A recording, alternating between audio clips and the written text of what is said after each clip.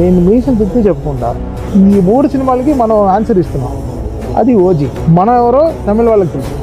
ఏం తాగి కొట్టావురా సామి ఒక్కో పాట విడుదలవుతుంటే సినిమా మీద అంచనాలు పెరగడం కాదు, థియేటర్లలో శవాలు లేసేలా ఉన్నాయి. ఓజీ సినిమా మ్యూజిక్ వింటుంటే అభిమానులు చెబుతున్న మాట ఇదే. ఈ సినిమా కోసం ప్రాణం పెట్టి పనిచేస్తున్నాడు తమన్. తమిళ ఇండస్ట్రీకి అనిరుద్ ఉన్నాడని వాళ్ళు గొప్పగా చెప్పుకుంటారు. రేపు ఓజీ విడుదలైన తర్వాత మాకు తమన్ ఉన్నాడని కాలర్ ఎగరేసి మరీ చెప్పేలా ఉన్నారు అభిమానులు. ఆ పాటలేంటి, ఒక్కో పాట రిలీజ్ అవుతుంటే సినిమా మీద హైప్ అలా పెరిగిపోతోంది.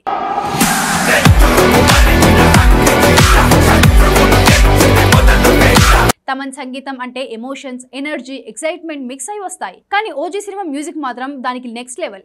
ఏం తాగి కొట్టావురా తమన్ అనిపించే విధంగా ప్రతి ట్రాక్ విన్న వెంటనే నేరుగా మైండ్లోకి వెళ్ళిపోతుంది. ప్రతి పాటలో తన స్టైల్కి తోడు కొత్త రకం సౌండ్ డిజైన్ తీసుకొని రావడం వినే వాళ్లకు కొత్త ఎక్స్పీరియన్స్ ఇస్తుంది.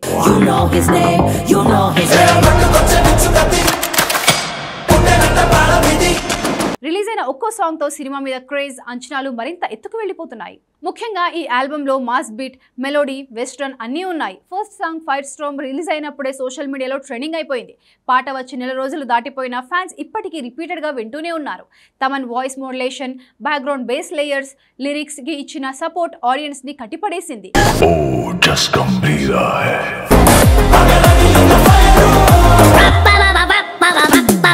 ఇక రెండో పాట సువ్వి సువ్వి ఫ్యామిలీ ఆడియన్స్ కు బాగానే కనెక్ట్ అయింది.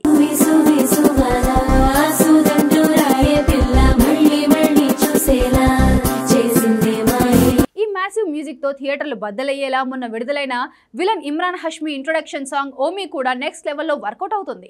ఓజీ పాటల్లో ఏదో తెలియని కొత్తదనం ఉంది. ఖచ్చితంగా ఈ సినిమా కోసం తమన్ స్పెషల్ కేర్ ఏదో తీసుకుంటున్నాడు.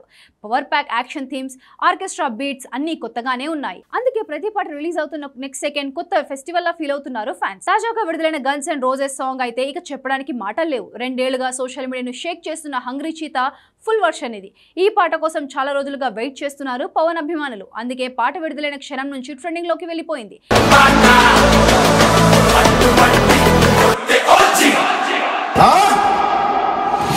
మామూలుగా తమన్ పాటలు ఎక్కడో విన్నట్టు అనిపిస్తాయి, కానీ ఓజీలో అలా లేదు. ఒక్క ముక్కలో చెప్పాలంటే ఈ సినిమాతో మ్యూజిక్ ఫెస్టివల్ తీసుకొస్తున్నాడు తమన్. కేవలం మ్యూజిక్ తోనే సినిమా సక్సెస్ కి బాటలు వేశాడు. సెప్టెంబర్ 25న థియేటర్లలో ఓజీ బ్యాక్ డ్రాప్ స్కోర్ కు బాక్సులు బద్దలవడం ఖాయం. ఎందుకో తెలియదు కానీ ముందు నుంచి ఓజీ మీద స్పెషల్ ఇంట్రెస్ట్ పెట్టాడు ఈ సంగీత దర్శకుడు. దీనికోసం తన ఫేవరెట్ బాలకృష్ణ అఖండ 2 సినిమాని కూడా కొన్ని రోజులు పక్కన పెట్టాడు.